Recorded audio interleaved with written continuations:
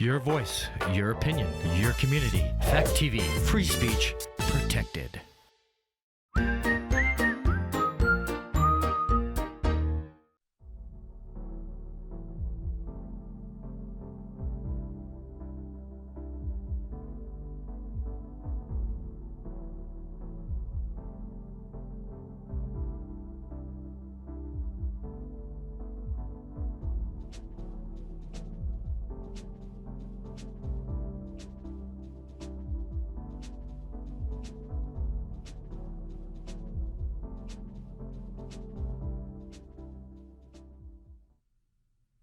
Welcome to the New Commons. I'm Johanna Laurie, and my guest today is Celeste Longacre. She was here last time. Celeste is a master gardener, and she's an astrologer, and she has written 3 books, and she's written also countless articles, and she is an astrologer for the Old Farmer's Almanac. Old Farmer's Almanac, right.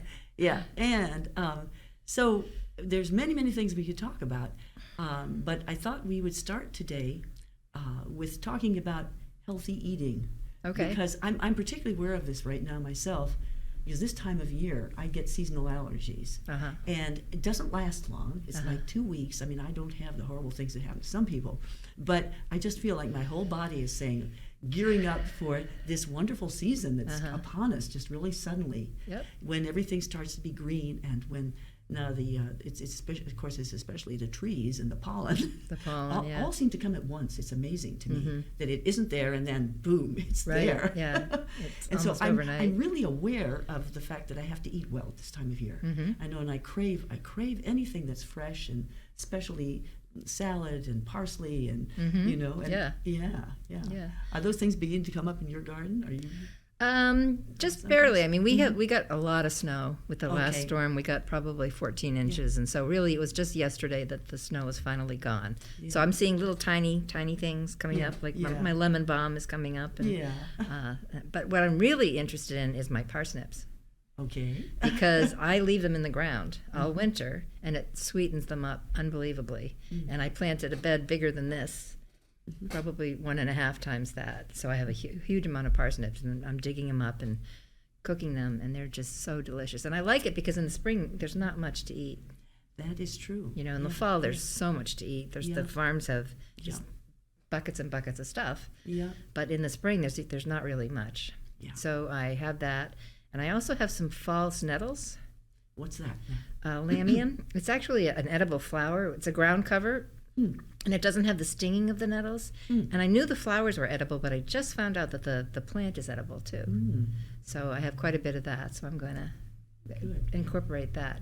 And plus I have my mosh that I grow in the window. Yes, it's in your book. Right. And I have 2 flower boxes of mosh, and I plant them really thick, and then I just thin them, and when they get to a size that you can eat them, I eat them. And usually by a little later than this, the whole flower box has 2 plants. Yeah. So, and it's delicious, and it's super nutritious. Yeah. And even though it's not the whole salad, that's not enough to make a whole salad, but it's still nice to have something really fresh. Yes. Because I pick it a few minutes before we're going to eat it. And taste that good. It's really good. Yeah. And mosh is something which comes from Europe, doesn't it? Yeah, in Europe you can buy it in the store. Yeah. People like it, but people here don't know that much about it, I don't think. Yeah.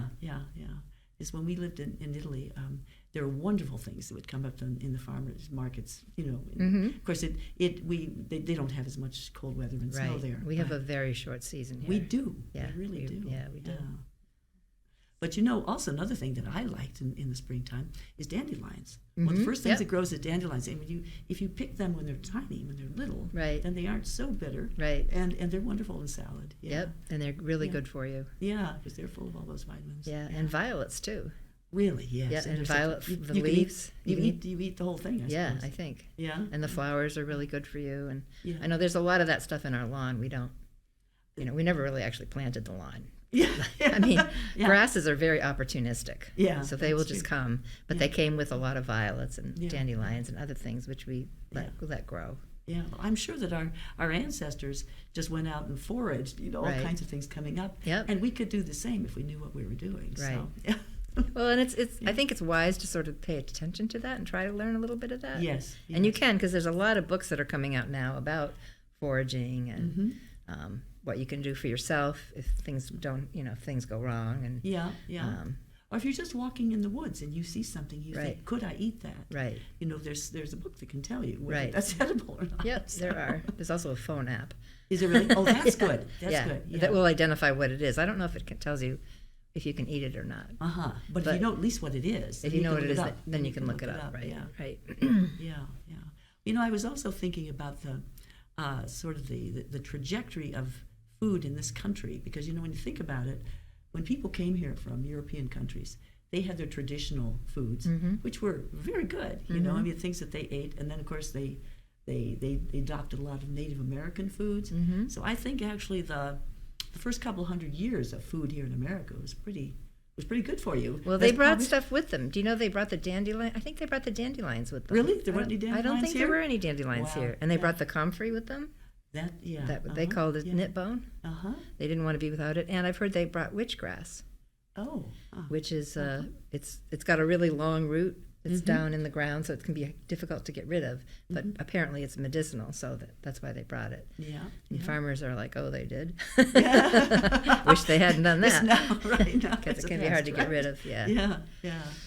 But there's so that really, when you think about how this country developed and how quickly it did, and how everybody was healthier and bigger than they'd ever been when they'd been in foreign countries, I think a lot of it had to do with nutrition. Oh, I'm sure. Yeah. But then I think the real big change came in the 20th century.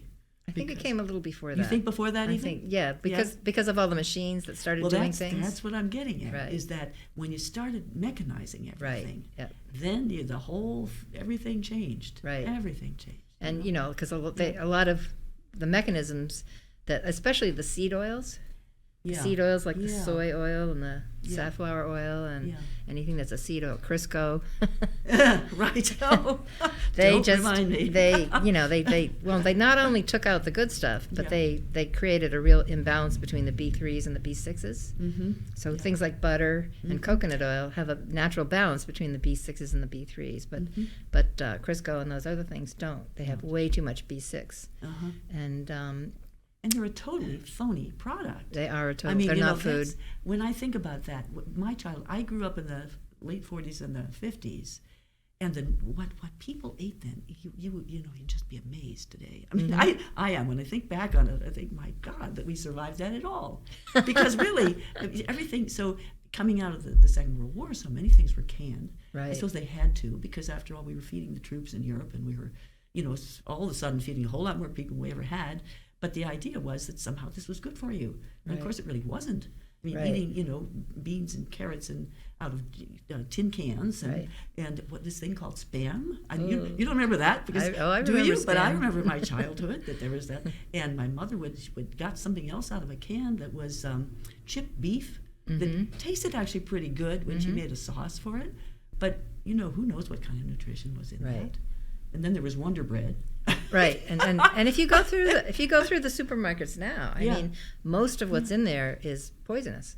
Well, now I don't know that it was so poisonous back then, because they didn't have all those, they can't kind of mess with it the way they do today. Right, there weren't all those chemicals. Right. And there weren't the pesticides, and there weren't. So I mean, I think it was a simpler sort of product, but I think just in terms of nutrition, it weren't that good. Right. When you think about, I remember. There was that character called Popeye the Sailor Man. It was encouraging kids to eat spinach out of a can, and that was my mother didn't do that to us. I was so glad, because that stuff tasted horrible. Well, the book you brought, Nourishing Traditions by Sally Fallon Morell. She actually, this book has everything that you need to know about nutrition in it, because in the beginning it talks about vitamins and minerals and what they do for you and where you can naturally find them. And a lot of traditional societies did things like they soaked their grains overnight before they cooked them, which makes them more easily digestible. And a lot of that type of knowledge we've lost. I've learned that actually from this, because I wanted to eat quinoa because I have problems with gluten now, and I was just rinsing it, but rinsing it isn't enough. You need to really soak it. It's so much better for you. And so now I soak it. Yeah. Yeah. And actually, all this was based on Weston A. Price. Let's tell me a little bit about Okay, Price. so Weston A. Price was a yeah. dentist, and he retired in 1930, and he was really concerned because he said children's teeth were not very good anymore, and he was trying to figure out why. So he literally went all over the planet studying native peoples, that were still eating their native foods. And he discovered that they were really, really healthy. They didn't have any illnesses until they started eating the Western foods that were brought in, which is the And lots of sugar. right. The sugar was a real important one. Yep. Yeah. And I think he did about 14 different civilizations, and they all had some similarities. And so he wrote a book. That was in the 30s. Yeah. Think about it. How long Physical ago. degeneration and something else. Anyway, and he had pictures of these the teeth of these native I people. remember I've seen some of those pictures of the teeth. And the pictures of the Gorgeous young teeth. American kids that didn't have such great teeth. So Sally actually started this Weston A. Price Foundation, and basically what they do is they tell you what you should be eating and what are the good things to be eating and how to fix things so that they're more nutritious or more digestible or whatever. And they have a great website. It's just westonaprice.org rather, and you can look things up there. You can see, okay, how do I get a natural vitamin C, or what could I do about this problem or that problem? So you have a question, you just put your question in. Right. Great. Yeah. Right. And actually, I personally think that Weston A. Price Foundation has pretty much single-handedly gotten raw milk to be legally sold all over the country. I think there's a couple of states left. But Well, you can't. they went state by state. State by state. To try and get it. Because the raw milk is really good for us. It's not. There actually are more deaths from people drinking pasteurized milk. How did they prove that? I think they look into it. Huh. I mean, I've read that. There's a book called The Real Story of Milk by somebody Schmidt. I don't know, and he says that in the 70s, I think there was a big disease in one of the central states where there were like 200 people that either were really made ill or died from regular pasteurized milk. And that you don't hear about the problems with raw milk. No. And theoretically, that's why they pasteurize it, so that all the bacteria are killed. I mean, Right. that's what they say. But then, of course, a lot's killed that you really need. Well, they kill all the enzymes that help you digest it. Yeah. And so And I know from personal experience with my grandchildren that the raw milk, they're much more able to digest it. A couple of them really had a problem with pasteurized milk, and we put them on the raw milk. And I believe that's the same for babies, isn't it? Oh, sure. Babies going from breastfeeding, if they can go to raw milk next, it's so much better for them. Right, because that's what when they pasteurize it, they take out the enzymes that help you digest it. Yeah. So the enzymes are there for a reason. And I don't know. See, I always had lactose intolerance. If I drank raw milk when I was a child, You might not. I might not have. Had Right? it. Yeah. I drink a lot of raw milk. Yeah. Like about 2 gallons a week. Yeah. Which is a lot, but it's good. It's really and my body loves it. It's a very complete food. It is a complete food. Yeah. Yeah. I think raw milk and eggs, really good quality eggs, are 2 of the best things that you can possibly eat. Yeah. I eat eggs every day. Yeah. But you have to really think about where they come from. That's true. That is really true. Yeah. Because the reason that they started pasteurizing the milk was because in New York City, the houses that were making liquors started to feed the byproduct of the liquor stuff to the cows. And they were standing in their own pee and dung. Yeah. And also the conditions in New York around the early 1900s, there was mountains of poop. Yeah, everywhere. Right next to your well, building. think about it. Before we had automobiles. all the animals that were pooping in the cities. Right. So the combination of the really bad food and the conditions was what gave the raw milk a bad name. But that's not true anymore. Yeah. Now that we have good sanitation. Yeah. And you can go to the farm and look at the animals. Right. And in fact, anytime I buy anything animal, I want to know who's growing it, and I want to see how they're growing it, and I want to see how they treat the animals. Yeah. Because I think too, everything has a vibration. if the animal is mistreated and depressed, and then you eat that animal, you're going to get depressed.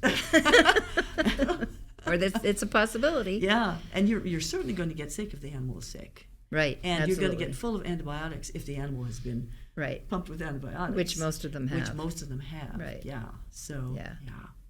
So we know that, Well, we've come a long way, haven't we? But when you think about it, because starting with, was someone before Adele Davis telling us that we had to eat right? I think she was about the first, wasn't she? Remember Jack LaLanne? Yeah. I think he was into the exercise aspect. Yeah, I not guess. so much not so much the food. Yeah. Food, yeah. But no, she was really definitely one of the first that started talking about food. Yeah.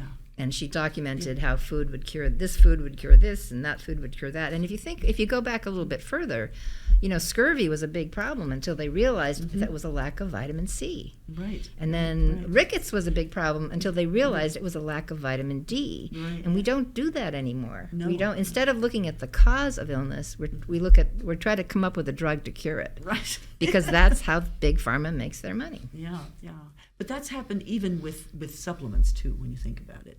I mean, some years ago, I thought, well, if I take certain supplements, that'll be much better. And then I realized that there's a whole range. Most supplements are not actually that good for you and can even be dangerous for you because they aren't made right. Right, you have to look into that. Yes, they have to be made the right way from substances that are not toxic and have a lot of energy in them, as you say to begin with. If they don't have those things, you're not going to get anything good. Right. So, and it's good to get most of your stuff from your food.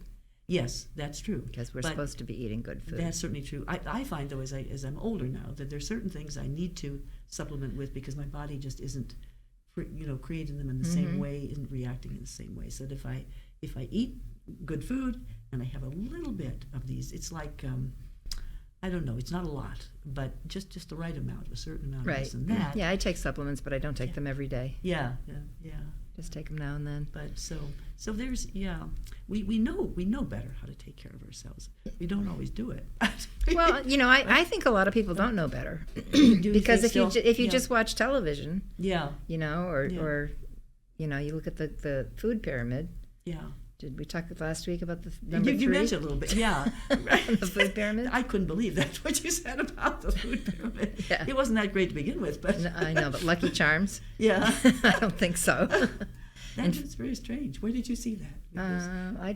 It was some place that had the food pyramid. But actually, Dr. Mercola's newsletter today was talking about there's a new kind of cereal, like a brand new kind of cereal that is really got lots of lead in it, and it's got lots of all kinds of really aluminum in it. And so it's not good. And being new, they've put all kinds of flavors. That's the thing about these box things now, is that they can flavor them in such a way that they taste good. Oh, taste good. So you're getting all these poisons, but they taste really good. Yeah. Yeah.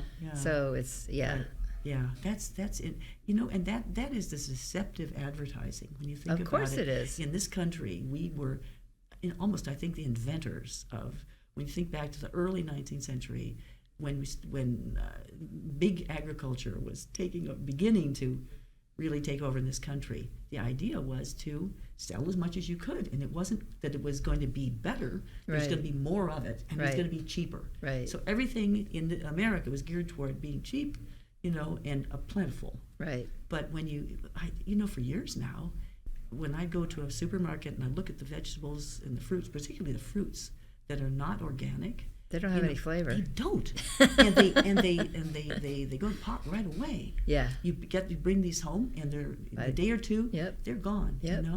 So there's no percentage, and now with the cost of food, right? It's really, really important that you put your money into food, into good food. Into good food. Good food. And or figure out a way to grow a few things in your backyard. And that, yeah. That's because there's nothing like having a relationship with some of your food. Yes. And it grounds you because you're outside. Yes. You're breathing the fresh air. Yes. You're getting the sunshine, which is good for you. Yeah. And you're right there with your plants, so you know how they're being treated. Yeah. And then they will treat you well. It's all about healthy lifestyle. Mm-hmm. And this is something else we've gotten away from because with technology has now put everybody behind computers, Right. in little boxes, Right. and they don't Away give up from that much. away from the sun. Away from the Away sun. from the fresh air. Right? Yeah. And away from Yeah. the kitchen where they could cook good food. Right. They Yeah. just have to go to the cafeteria and get whatever's there, Yeah.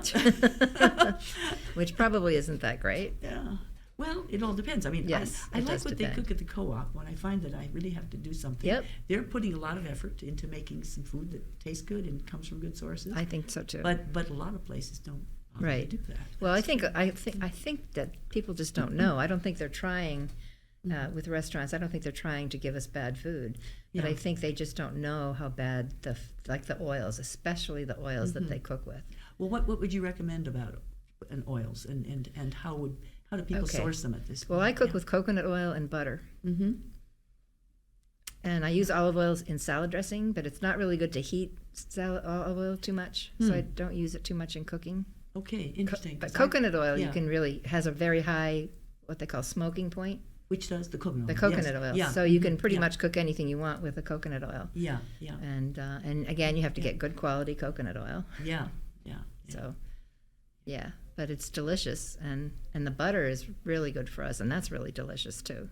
Well, we went through that whole period about cholesterol where you weren't supposed to eat butter. You were supposed to have either margarine or these other, denatured products.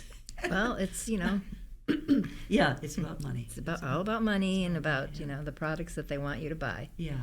Well, it's about balance too. If in your diet you eat too much of anything, that's Right. not good for you, even if it's really good quality. Right. So obviously, not too much fat or too much this or too much that. But if it's in balance, then it should be fine. Yeah, I think so too. So I decided some time ago that the whole milk is better than any It kind is, of milk yes. that has had things taken out of it.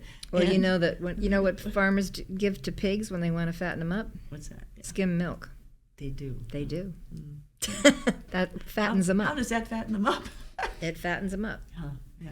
So people are drinking skim milk thinking that they're keeping themselves from having calories. They might Yeah. be keeping themselves from having calories, but Yeah, they're not keeping themselves from gaining weight. Well, it was a real eye opener to me to read and hear people talk about the fact that when people get overweight, often they're still starving. Right. That's something it's hard to wrap your mind around. Right. How can I be starving if I'm great big? Well, because your whole digestive system is designed to tell you that it needs it needs thing, yeah. well, it needs nutrition. Yeah. And if you're feeding it stuff that is not nutrition, it's not going to be satiated. It's No. not going to say. I mean, if you eat stuff that has nutrition in it, especially fats like butter, Yeah. you get full, and Yeah. then you don't want any more. Yeah. And it keeps you full. But if you eat this junk, right, it doesn't fill you up. it doesn't fill you And up it doesn't give you nutrition, but No. it does make you fat. because you want more of it because your Yeah, body is yeah. telling you that you aren't done. Yeah. It's not. It's Yeah. I'm not done eating yet. I need more because right. and your whole body is. It's almost like not your fault Yeah. because it's not like you're. right. You Yeah. just don't have any willpower. It's your body is telling you. Craving it. Yeah. Yeah, craving. Yeah. I need more. I just need more. I'm not getting what I need, and you are. You're not getting what you need. Yeah. So. And then, of course, also the people who make these products must be quite aware of that. But that's. I what think a they're lot doing. of them are actually. I would think, which is yeah. unfortunate. Yeah. Yeah. I don't think. Yeah. I think some people are just not really aware that what goes around comes around. Yeah. So- Or they don't want to be part of going around as long as they're making money. They don't want to think of what comes around. Right. Although I did notice that some people who make these things, they don't have their kids eat it. That's right. It's for other kids, That's but right. not for my Absolutely. kids. Yes. So some people do realize Right. that. Yeah. Yeah, I think a lot of them do. Yeah. A lot of them do. Yeah. It's like, anytime something new comes up, you got to kind of look at it. It's like Bill Gates came up with this new coating for citrus called Apeel. No. Have you heard about Apeel? No. It's a capital A Peel, and you can coat it on all citrus. They don't have to tell you. They can call it organic. But what it is it makes the orange or the lemon look really good for weeks and weeks. Then you might cut it open and it might be all rotten inside, but you can't wash it off. And it's not good for you. And they can put it on organics too. Yes, they can. Because that's scary. It is scary. Yeah. So if you go Yeah. to this market where you like to go, and you can ask them, Yeah. because there are some growers that are definitely saying that they don't use appeal. So you can ask. You can ask, yeah, but they don't have to say if they use appeal and they still want to claim they're organic. Oh my, Yeah. So many sneaky things that are happening. Real sneaky. Yeah. Really, really sneaky. Yeah. Well, but you don't produce all of your food. No. Some things you have to buy. Yes. So what do you buy? I buy meat. I get a lot of meat from Walpole Valley Farms or Brookfield Farms, or places that, especially local places where I know how they treat the animals and that the animals are well fed and they get a lot of sunshine, and the cows get to eat grass, which is what they're supposed to eat. What else do I buy? So I will buy bread. I like to get Orchard Hill bread because it's organic, and they actually sourdough the bread, which means that they make it digestible because they soak it overnight, which is a really good thing. I buy butter because I don't grow butter. Do you buy that from people in farms? Or do you... I do often buy it from people with farms. There's a farm in Wells, Vermont that they only make butter in June, which is when the grass is the most dense and the most vitamin rich, and their butter is really yellow. And it's really delicious. But if I can't get that, I will buy it at the store. I also buy the same farm. I buy their yogurt, A2 yogurt. They do have that in the co-op, and that's really good too. And I buy their milk when I can, but they don't sell it here. So if I get over that way, I might buy their milk. So I do buy milk. What else do I buy? I buy cheese. I like cheese, and I buy some vegetables. I try to get the organic ones, like salad greens in the winter when I don't have all my own salad greens, and I like bok choy. I grow all my own beets and carrots and potatoes, and you have all of those. I have a lot of stuff myself. Yeah, and my now what winter about squash. do you eat pasta or do you? Or I do eat pasta and grains and things like that. I Where do. would you buy those? I get I'll get the pasta. At some of it I get at the co-op. Actually, I found this really delicious pasta that I really like at the international market. Oh, And they said it was made just with wheat and water. It's udon, I think, UDON. Oh, okay. And it's very, very much like if you go to the Thai restaurant and you get the lo mein, those noodles. I was trying to find a noodle that was similar to that, and I think that is. Yeah, or I can, there's egg noodles that I like to get from the co-op that come from Italy. Yes. And they're organic and they're really good. But different noodles with different things. I like those with my hamburger stroganoff. So I do buy mushrooms. And with my spaghetti sauce, I'll get a different kind. So, and the stir fries I like to do with the udon now, or I put it over rice. So can you you're not concerned, for instance, like the udon, these things come often from Asiatic countries, right? Right. The practices there, I know in some they don't, not in all those countries are they as well, it does say organic. It says organic. It says organic. Well, if it does, then right. probably you can. I wouldn't. Hopefully trust it. I wouldn't get it if right. You never know, but No, it does say organic. Yeah. And a lot of it doesn't say organic. If it doesn't say organic, I don't buy it. Yeah. Even if it looks good. Yeah. Sometimes it's hard. That's true. That looks really good, but it's not organic, so I think we'll pass. What about crackers and things like that? Do you make your own? I don't make my own. I really read the package, and I try to get it with the least amount of ingredients and no ingredients that I don't understand. Yeah. That's what I can't do read. too. Yeah. I don't eat a lot of crackers though. No, but it's nice, and just have them around sometimes, and and have the cheese and have it. And I use crackers for breading because I don't want to buy any, breading products, and I don't eat any bread except I pretty much don't because being gluten free, the gluten-free bread isn't that great. So I just pretty much do without bread. But Yeah, I like bread. Yeah, I know. If you can eat bread, and it's good bread. That used to be the staff of life for everybody. Right. Yes, indeed. Well, I think because I really have been paying attention to what I eat most of my life, I think that I don't have that many problems. Yeah, this is what I find too. Yeah. That really, I'm really happy that, as you say, I have all my body parts. Yeah. That that at my age now, I'm not suffering from many chronic diseases that I'm really aware of. Yeah. And most people are. Right. Yeah, and I'm not on a raft of pharmaceuticals that Right. most people take pills every day for this, that, and the other. Yeah. And I don't want to do that. I don't want to do that As long as I either. can avoid that. Yeah. happy. I would try and find a food Yeah. that if I have a problem, I try and find a food or a vitamin that will help with that problem. Solves that. Yeah, rather than try to get some pharmaceutical. Yeah, that sounds like a good way to do it. Because the Yeah. pharmaceuticals treat the symptoms. True, but They- not the Right. They don't right. treat the actual Right. cause. And so I would rather go and try and figure out what was the cause of this problem Yeah, and see if I could attack it from that viewpoint. that's what I have found. In the past when I was a younger person, if I had a headache, I'd immediately take an aspirin or something. I don't do that anymore No. because I let the headache tell me what's going on, and if I can figure that out, the headache goes away. Nice. I haven't taken anything like that for headaches in years now. Oh, nice. Yeah. Yeah. So, knock on wood, right? Uh-huh. Yeah. Yep. So, Yep. so there are things you can do, and I think, as you say, reading labels is really, really important. Yep. And you in the beginning of your book, you talk about, well, actually, right, that's right before the introduction. Actually, you talk about how different people are. That we all have certain needs, but each one of us is a unique individual. Right. So you really have to pay attention to how your body feels about Exactly. it. If a Yes. friend says, "Oh, this is great," and I really loved it, you can try it, but you Right. might not love it. Right, right. And if you don't love it, it's okay. Yep. As long as it's your body telling you, Right. "I don't need this." And even different, different things that, different medicines or Right. whatever, Yeah. things act differently. Because I have heard that that nettles can be really good for allergies. Mm-hmm. But then I've also heard Joel Salatin said he tried the nettles, didn't work for him, but he found that burdock Different things work worked for different him. people. Right. Yeah. So different things work for different people. Yeah. that So is if you true. can find something that works for That's you. true. Yeah.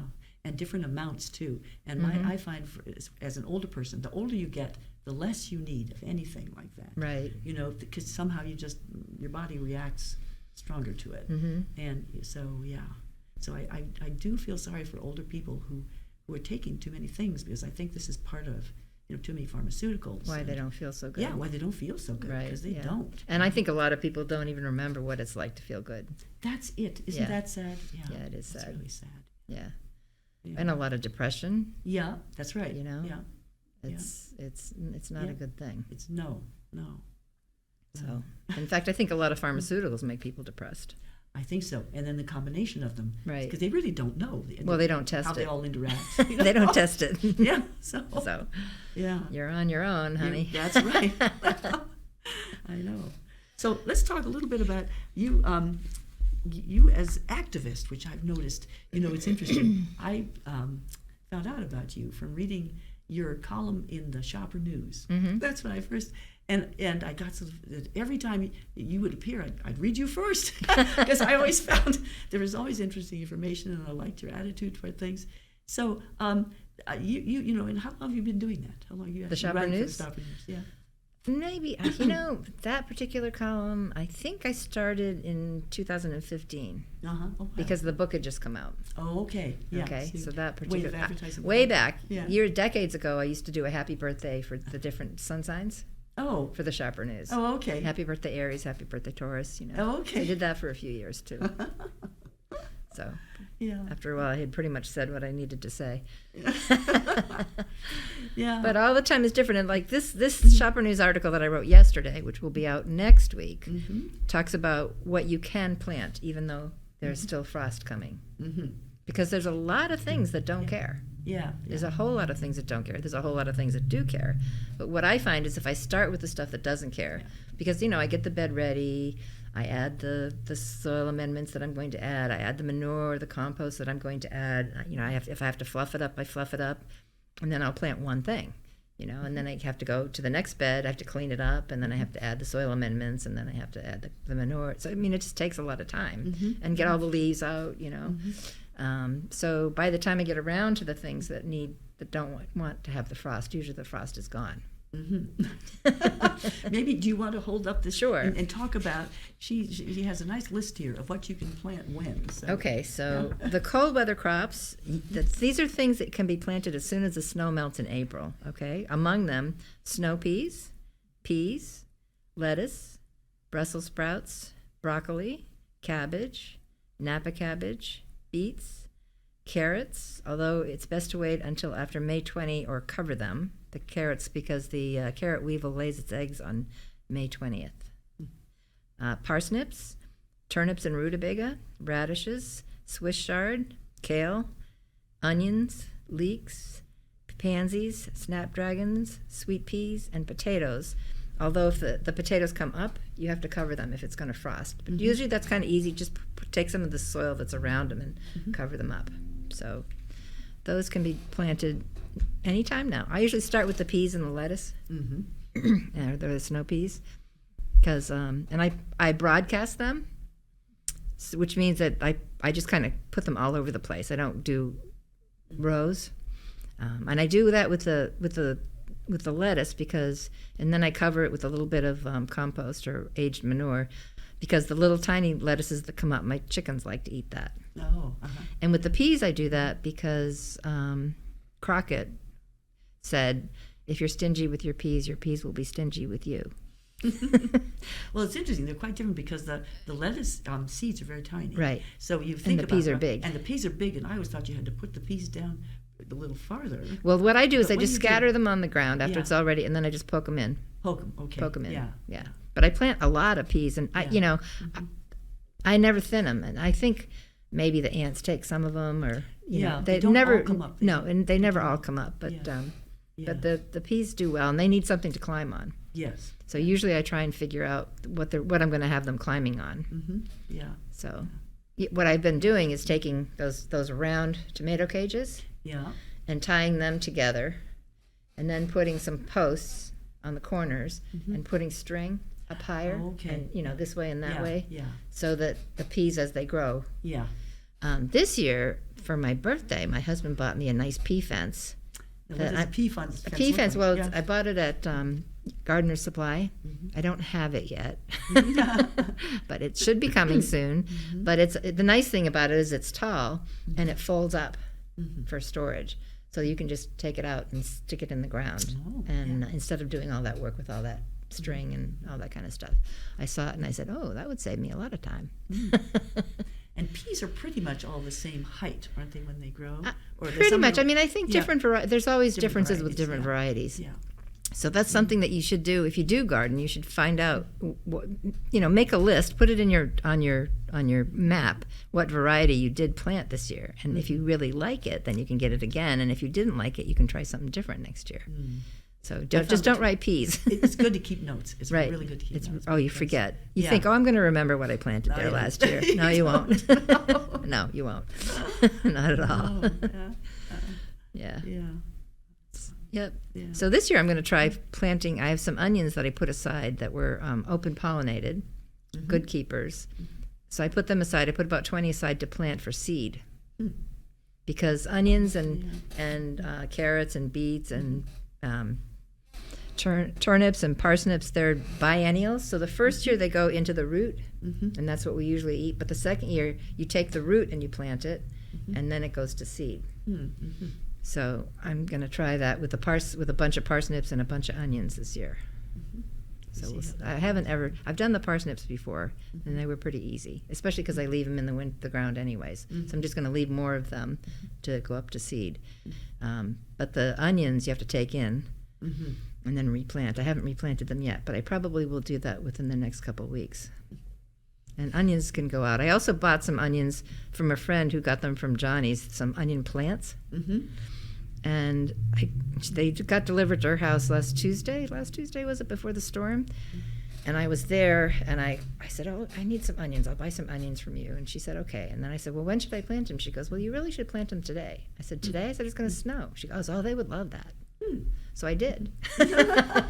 She said onions really like to be really wet when they first get in. I see. And so the snow, it's called poor man's fertilizer. Huh. Yeah. Brings a lot of, I think, nitrogen down. So I did. I planted them, and they look good. That's interesting because you see that perennials that come up, they seem to like the snow. Yep. They don't seem to mind it. No, So they don't seem to a lot mind of it at all. Plants. Yeah. So I mean, because there's so many things that we do love, like like tomatoes and peppers and cucumbers Those all and come later. beans and squash and basil. Those can't come in. You can't put No. them in yet. Yeah. Because they definitely are frost sensitive. But we tend to forget that there is a lot of stuff that isn't frost sensitive. That's true. That you can get in the garden. Yeah. You know, I could never get my whole garden planted on Memorial Day weekend. Uh-huh. So I start as soon as the snow melts in April. Yeah. And usually by the time it gets close, the actual tipping point is the last full moon before Memorial Day. Huh. You don't want to plant any of the sensitive tender crops until after the last full moon Okay. before Memorial Day. Okay. Is that a matter of coldness or Well, what? you can have Yeah. weather extremes during a full moon. Oh, It's I very see. common to have weather I see. extremes during a Mhm. cold Is that full in moon. fact usually when you have the weather extremes? Usually, not Usually, always, but usually. often. Mm-hmm. That's So. good to keep in mind. Yeah. So, Yeah. yeah. Many tricks, and as you say here or in this region, the season is so limited. You just It's so really short. and so short. That's what I Yeah, mean. You just so have short. to. You have to just plan ahead. 'Cause Right. And you know, otherwise you you'll never catch up. Well, you have to kind of know what you're doing, because if it doesn't, if the seeds don't germinate or something Yeah. goes wrong, you know, you have to. That's it. You have to wait till next year. Yeah. It's not like you can plant it again in a Yeah. month down the road. Yeah. The season isn't long enough, No. so Yeah. you kind of have to know what you're doing. So it's best if you get her book, and I suggest you do, because there's this. I really enjoyed reading this book. I read through the whole thing practically Oh, this good. last week because it's just so much fun. I mean, she starts off talking about how she made her own garden, and then she gets into how when you're going to plant yours, and the individual vegetables you might plant, and I had a connection, like a personal connection to each thing you went through, Uh-huh. because there was just so much love that came through it. Oh, You know, good. you obviously really enjoy what you're doing, Right. And you want to have people also enjoy Right. not only the eating but the growing of it, because You- the whole thing is a process. The It whole is a thing process, and if it's not really- something that you like, Yeah. just support the farmers. We Right. have really a lot of Yeah. nice organic farmers around here. Yeah. And even with the fall, where you're putting things by, the farmers will give you a deal if you buy a large At the right number time. At the in the right time, fall when they they have have it, right? When they have a lot Yeah. that they want to move Yeah. along. Yeah. Yeah. So if you don't like So- gardening, it doesn't mean you can't do all the other things. So Celeste's book, which is called Celeste Garden Delights, we mentioned last time, discover the many ways a garden can nurture you. And she's talked about some of those today, all the different ways. I do suggest that you get a hold of this book, because I think you'll be very happy. I've had many cookbooks in the past, and most of them I put down, and I maybe come back to one recipe or two recipes. Mm-hmm. But here, I'm quite sure I'm going to come back and remind myself of various things, because it's not that it's so full of things, but the things which are there are really important. Or the things you want to know about, and the things you want to. So Well, my editor for that book knew nothing about any of these things that I was Really? talking Huh. about, which was a really good thing, because I told her, I said, if you don't get it Yeah. from what I've written, Yeah. I didn't write it right.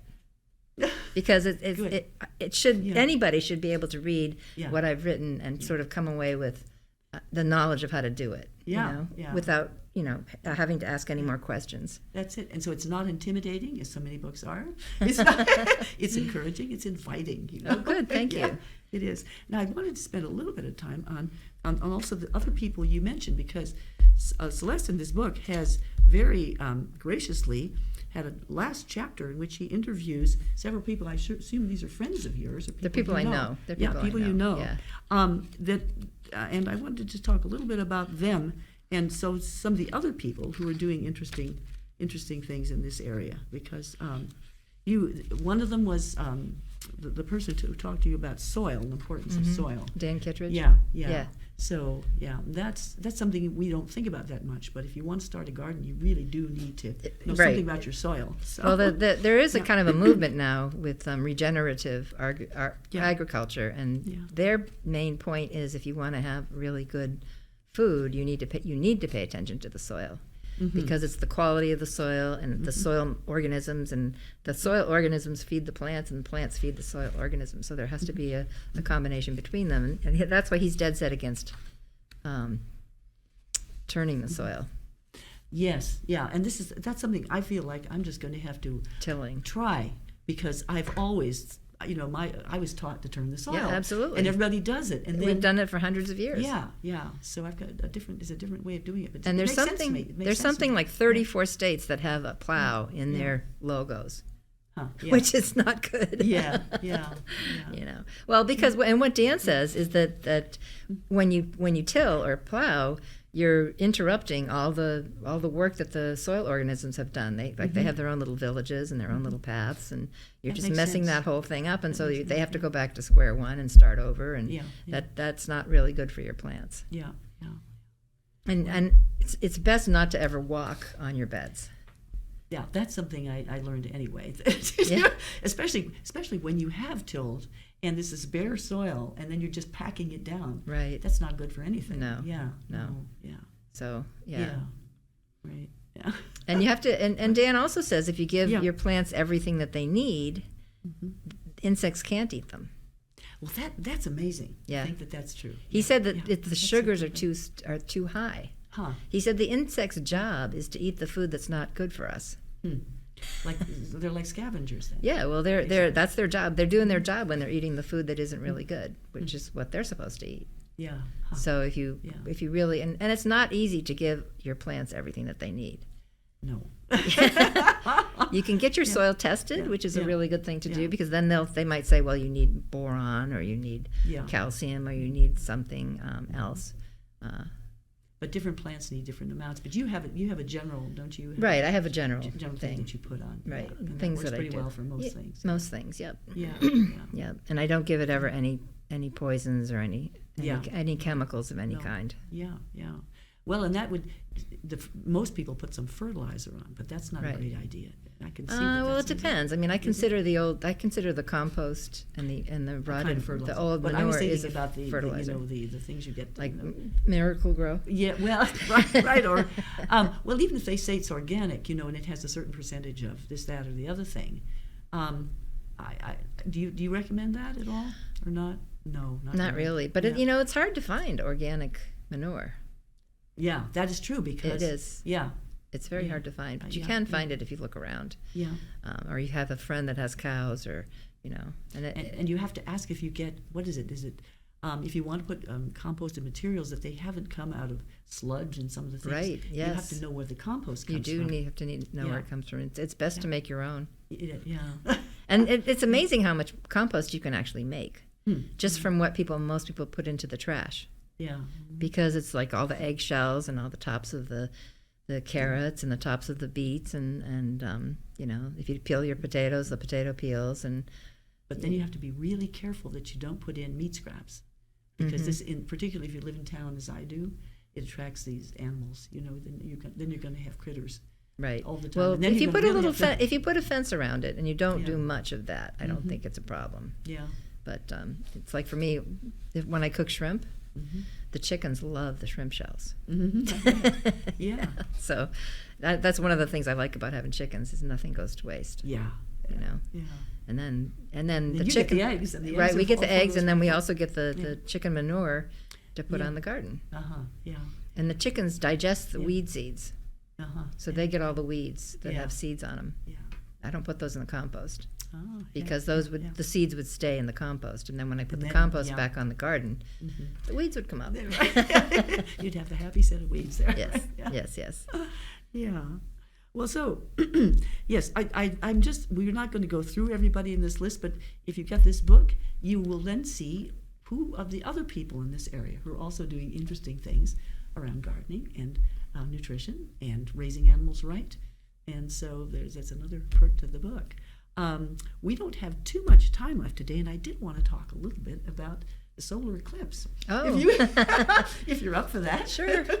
Because this has been the great excitement of this week. Right. And it was interesting to watch.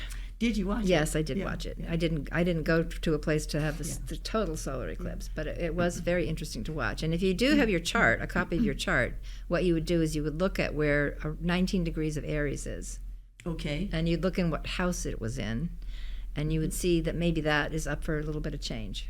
Oh, that's all about change. Well, it's about, or focus. Maybe that's a better word to say than necessarily change. But there might be over the next 6 months or until we have another solar eclipse, that would be an area of your life that would kind of come into focus. I see. So, and you would have to have your time of birth to get that. Huh. Yeah.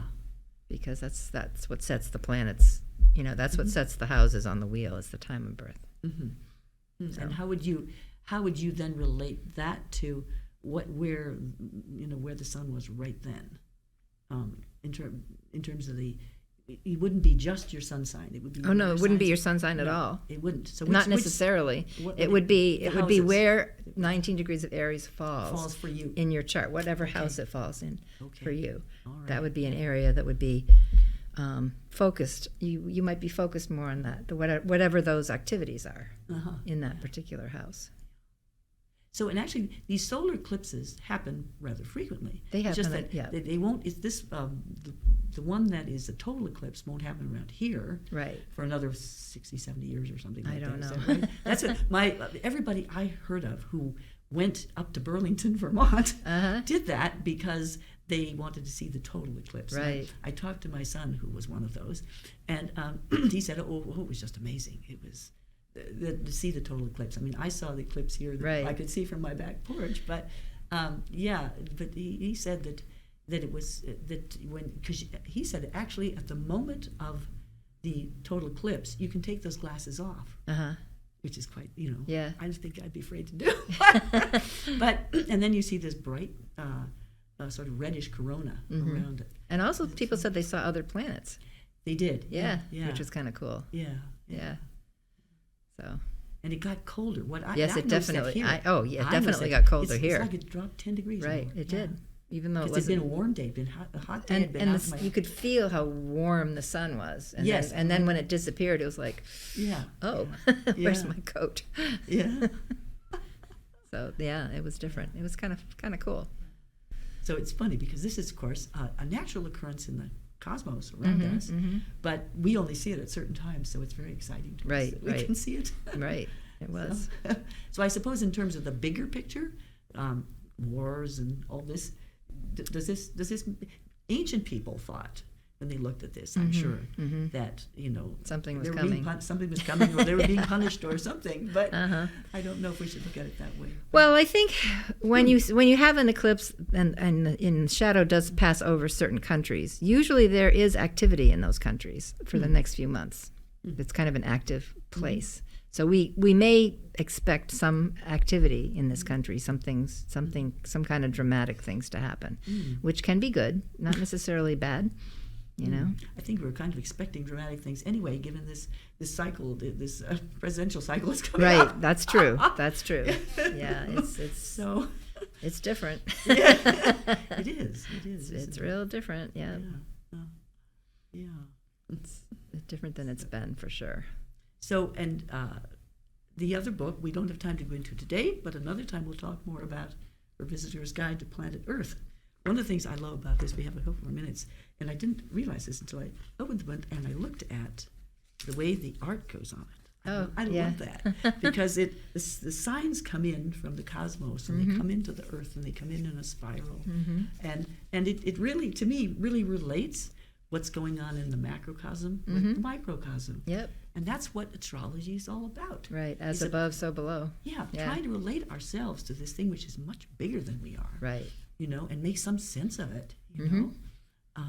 So, and this book is really a good introduction. I've looked at a couple of other books. I haven't, as I say, I'm just beginning to understand something about astrology. But I'd say that this is a good introduction to what you can learn. About a year after I wrote this, I was walking down Court Street. Yeah. And somebody came out of a door that led up to an apartment, and he had this book in his hand, and it was dog-eared. Yeah.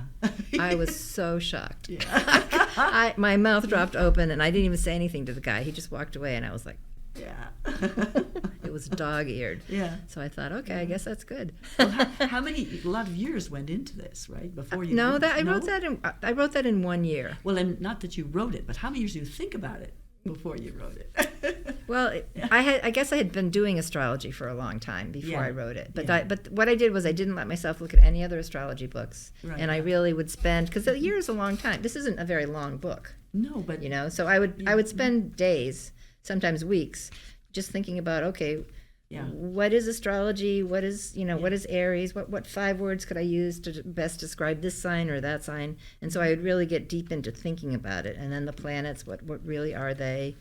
And then the houses, what really are they? You did, and it's not that, and it is quite amazing that a tiny little book like this, there's nothing surface about it. Everything you read, you can tell, comes out of a great deal of thought. Huh. Really, you can tell that. Well, when I started doing writing, there was a little tiny book called The Elements of Style. Oh yeah. Have you ever seen that? Yes, I've seen that. That really helped me become a writer, and it was a tiny little book. Yeah. But it was the best thing I could have read. It had the right material. Absolutely Yes. right. Absolutely, yeah. Yeah. Just the key things about writing that you really should That's know. what Celeste is trying to do here. Give you the key things you need to know about astrology. Because from here you can go to all kinds of Lots of books. places and lots of books. specialties and this and that. It's a huge subject. Yes, it is a huge subject. subject, It's a very old subject. Yeah. I have yeah. often referred to it as the second oldest profession. Well, I think so because actually this is the original astronomy, is astrology. I mean, that's how astrologers are people who looked at the stars and tried to figure out what's going on in the planets and all. And yeah, and I suppose, I don't know if you've read any ancient descriptions of. Not really. You haven't, yeah, Yeah. yeah, because it's quite fascinating to read those as well. Mm-hmm. Yeah. So, do you have any suggestions, advice for, I don't know? Well, I it could be on do anything. teach gardening. Yeah. And if you want to learn, you can go to my website, CelesteLongacre.com, and you can email me with your phone number, and I can give you a call. And basically, you just come for an hour or 2 hours or a day or whatever you want to do and help me. And I try to do a bunch of different things to show you a bunch of different things. So that's an option. And I also do astrology readings, if that's something. You can email me about that, too. Okay. There's a lot more to learn here. There's a lot there, Yes. yep. Yes, and I really appreciate how you think of a gardener, of someone who's at home working all the time as being isolated, and you're not. No. You're somebody who reaches out to everybody with everything you do. But I like being home. Yeah. Well, but you see, there's a nice balance, though. Right, It's yes. a nice balance between what you do and because working in the garden, my experience, gives you a lot of time to think about things. Right, it does. There's a lot of time. Yes. And that's good. That is because good. you need that, but then you also need, And it grounds you. It grounds you, Yes. right. And so then when you It's very relate healthy. to other people, then you can share that, what you've been thinking about, what you've been doing. That's wonderful. Thank you so much. Okay, thanks for being with having me. Yeah.